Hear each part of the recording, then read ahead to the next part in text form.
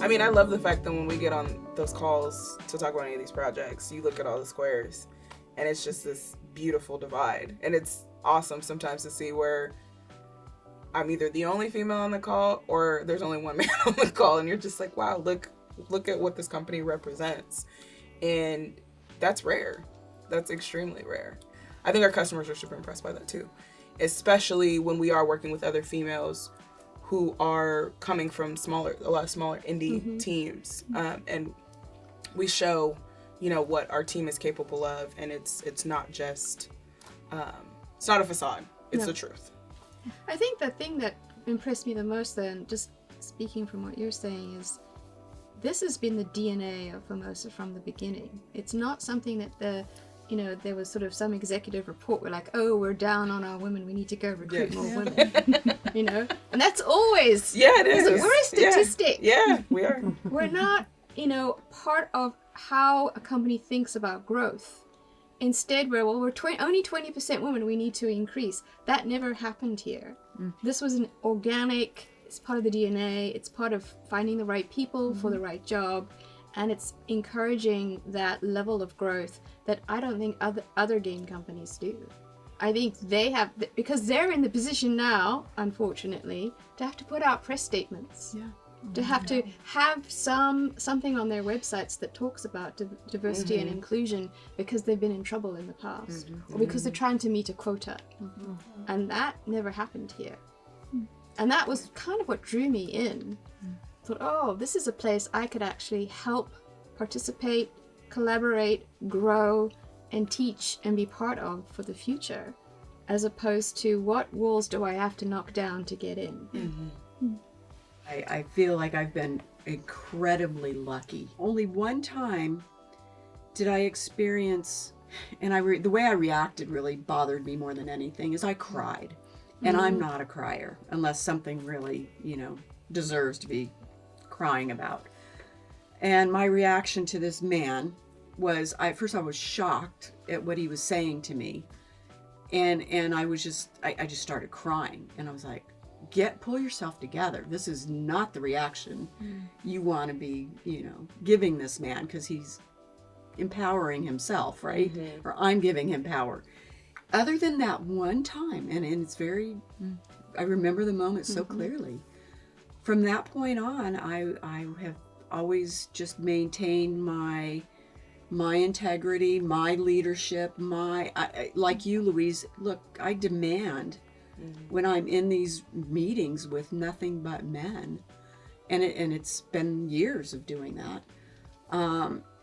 that I demand that when I speak, I'm going to be heard. That's my favorite part about being on calls with Janet. She'll be like, okay, so can we circle back here, please? Can we get back to what Can we get things together, please? We're way over here. Yeah, it's just like she brings that assertiveness in, and you're like, okay, thank God somebody did it.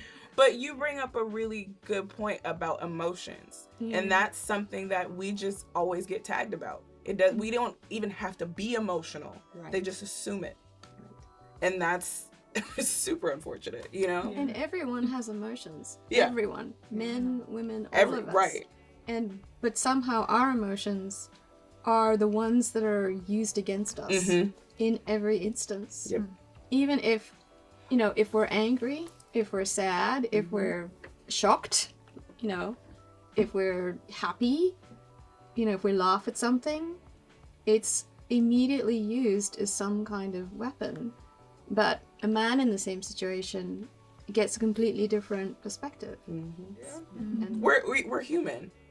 We, like you just said, we all have emotions, so you can't turn them off just because someone expects But the perception something. of how and who we are is something that can change, and something we can do about it can change in going forward as a group, as an outward perspective that we present to the world. Right.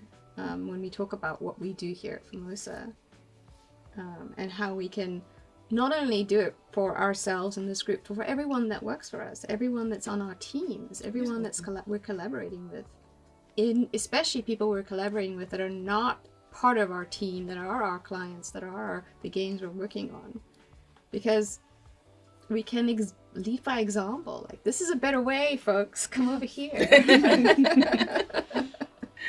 This is how we do things. Yeah. Probably because the majority of the leadership team consists of women. And that's really different. Yeah. Yeah. It's very different.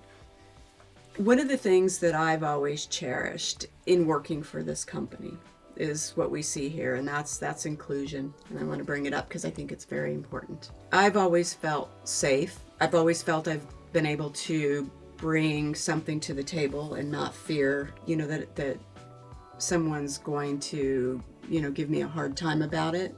In my office, I have a great office. I love the fact that creatives can come into my office, literally sit and say nothing. And I hope that, I had that mentor, and I hope that I can bring that mentorship. I just want to be there for them, and a lot of times they just need someone to listen, so that's kind of what I try to do.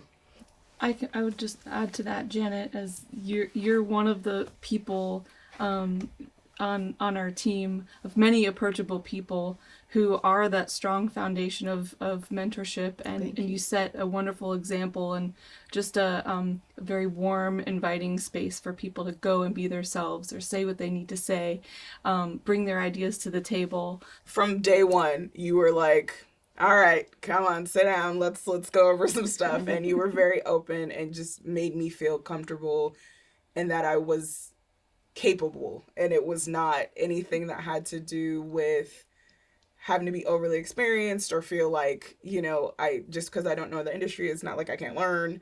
And made it really quick, simple, and easy. And it was just this like beautiful transition of just, you're kind of like, all right, run with it. You're good. And anytime I need advice or just a quick thing, you're always on it. So that's one thing I could definitely say when it comes to the mentorship side.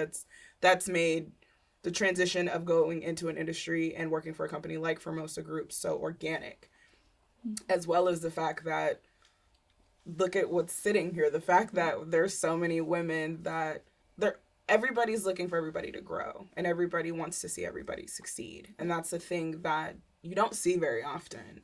And it's a really beautiful thing to be a part of. For me, that's a really important part of growing leadership.